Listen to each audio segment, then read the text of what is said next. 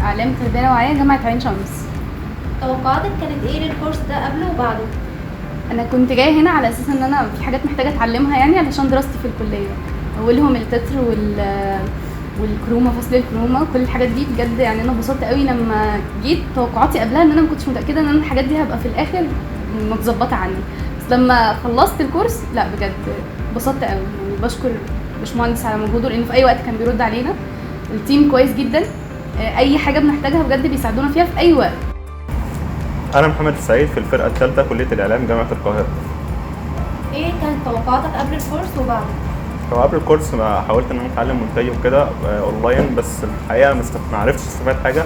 الكورس بصراحة قدم لي كتير، عرفت أعمل أكتر من حاجة، عرفت أفصل كروما، عرفت أشتغل أعمل تريلر، يعني أكتر من حاجة.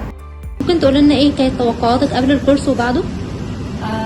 كنت متوقعة يعني ان انا هتعلم ازاي استمنتج، ازاي اعمل تتر، ازاي اضيف صور على الفيديوهات.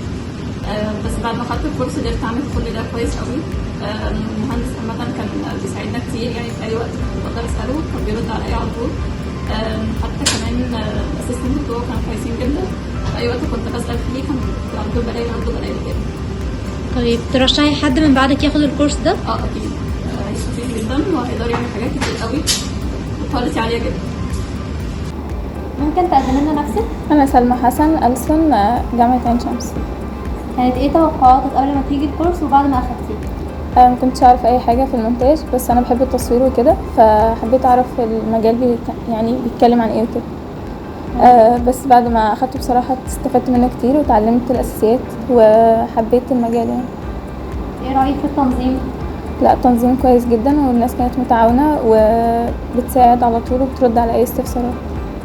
بالنسبة لرأيك في المدرس؟ متعاون جدا وحابب ان هو فعلا يطلع احسن حاجة عندنا، وكان مهتم جدا ان كل واحد يكون التاسك بتاعه شغال كويس وان احنا نطبق وما عندناش اي مشاكل. ترشحي حد من بعدك ياخد الكورس ده؟ طبعا اكيد. شكرا ليكي.